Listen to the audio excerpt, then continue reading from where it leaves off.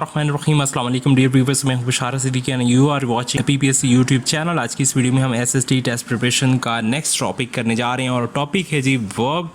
चलिए शुरू करते हैं।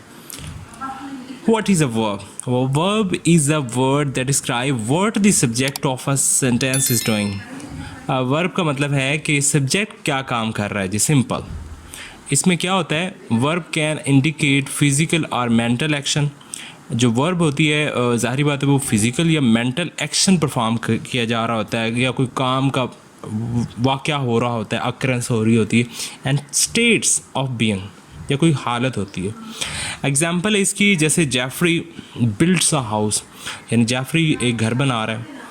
Anita is thinking about horses and true love exist.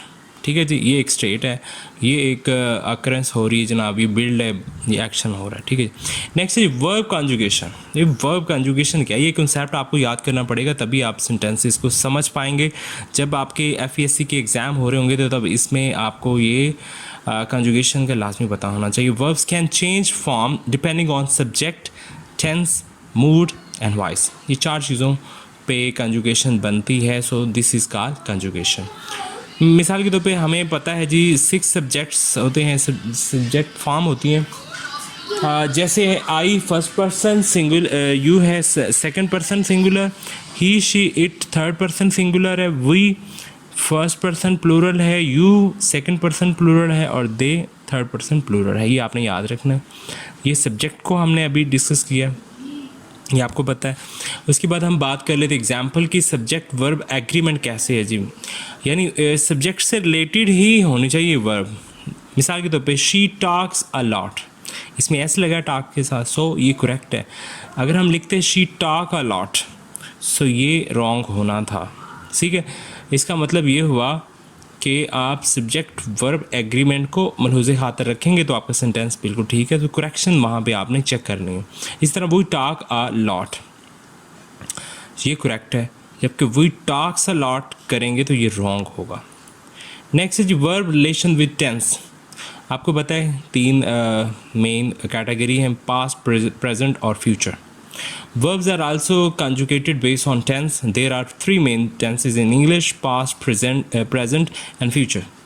Past का पता है, जो कि the action has taken place, जो कि काम हो चुका है। Present जो भी काम हो रहा है, और future जो काम होने वाला है। ठीक है, और अगर हम बात करें वर्ब का रिलेशन टेंस के साथ, सो आपको पता है टोटल जो है वो 12 टेंसेस होते हैं, और 12 टेंसेस में आपको पता है डिफरेंट रिलेशन है वर्ब का।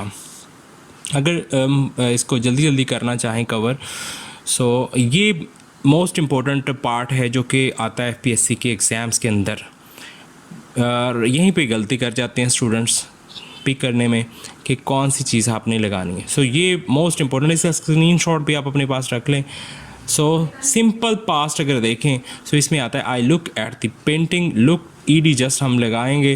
प्रेजेंट होता तो लुक होता जस्ट, फ्यूचर होता तो विल लुक होता। इस तरह कंटिन्यूस अगर देखें, पास्ट कंटिन्यूस में वाज लुकिंग आएगा, वाज, और प्रेजेंट हो तो एम लुकिंग, और फ्यूचर हो तो विल बी लुकिंग आएगा। परफेक्ट में हैड लुक, और प्रेजेंट में हैव लुक आता है, और फ्यूचर में विल हैव लुक आता है। समझ आ रही है, विल आ रहा है। सो ये याद रखना है आपने। परफेक्ट कंटिन्यूस में क्या होता है, हैड बिन लुकिंग पास्ट में, प्रेजेंट में हैव बिन लुकिंग, और जैसे हैव था हैव बिन आ गया साथ में, सो फ्यूचर में विल हैव बिन लुकिंग आ जाएगा। तो ये आपने याद रखना है। इसका स्क्रीनशॉट ले लें, इसकी थोड़ी प्रैक्टिस कर लें ताकि आपको ये अच्छी तरह से समझ आ सके। नेक्स्ट वर्ब कॉन्जुगेशन, मूड की तरफ चलते हैं। The mood of a verb indicates the tone and intention of a sentence. इससे भी बड़ा फ़र्क पड़ता है। There are 5 grammatical moods. पहला मूड है जी इंडिक्टिव। इंडिक्टिव मूड है, इसमें एक्सप्रेस अ फैक्ट, इस बेस पे एक हकीकत को बयान किया जाता है इस सेंटेंस के अंदर। जैसे टोनी लाइक्स चॉकलेट, टोनी को चॉकलेट पसंद है। इम्पेरेटिव में क्या होता है, एक्सप्रेस अ कमांड और रिक्वेस्ट, या तो इसमें हुक्म दिया जा रहा होता है, ये रिक्वेस्ट की जा रही होती है, वॉश दी डिशेस, के बर्तन धो भाई। और इंटेरोगेटिव में क्या है, सवालिया निशान जिस पे आता है, ask a question, did you do your homework. So इसमें भी डिड जो है वो एक्सिलरी वर्ब है, यू जो है वो सब्जेक्ट है, डू जो है मेन वर्ब है और योर होमवर्क इसमें ऑब्जेक्ट है। नेक्स्ट अगर हम बात करें कंडीशनल में, तो उसमें एक कंडीशन होती है, express a condition. If you want to borrow that book you can, तो इसमें कंडीशन है, इफ़ आ जाएगा कंडीशन है। सो इसमें भी वांट क्या है, मेन वर्ब है, और बोरो जो है ये इन्फिनिटिव फ्रेज के बाद वर्ब है, और to borrow indicating the action that is desire, और कैन क्या है, मेन वर्ब है। उसके बाद अगर सब्जेक्टिव करें, सब्जेक्टिव एक्सप्रेस अ विश, इसमें ख्वाहिश, डिमांड, डाउट, शक जिसे कहते हैं, हाइपोथेटिकल सिचुएशन। सो जैसे इफ़ आई वर रिच, कि मैं काश अगर मैं अमीर होता, I would buy an island, मैं एक जजीरा ख़रीदता। सो इसमें वर्ब जो है वो verb in the conditional clause में है वर्ब, ठीक है जी। बाय क्या है, verb in the main clause में है, और वुड क्या एक्सिलरी वर्ब है, ठीक है जी। ये आपने याद रखना है। टाइप्स ऑफ वर्ब हम इंशाल्लाह नेक्स्ट वीडियो में करते हैं, डिटेल के साथ आपके साथ डिस्कस, और ये बहुत इंपॉर्टेंट टॉपिक होगा, टाइप्स ऑफ वर्ब। और इसके बाद हम इसके एफपीएससी के एग्ज़ाम्स की जो है वो प्रैक्टिस भी करेंगे इंशाल्लाह। जैसे ये सारे छोटे छोटे टॉपिक्स क्लियर होते हैं, रिवाइज आपके होते हैं, उसके बाद हम इंशाल्लाह एफपीएससी की जो है वो सारी इन्हीं चीज़ों के पास्ट पेपर्स आपके सामने रखेंगे, और इंशाल्लाह सारी चीज़ें क्लियर करेंगे। अपना बहुत सारा ख्याल रखिए, मिलते हैं नेक्स्ट वीडियो में। अल्लाह हाफिज़।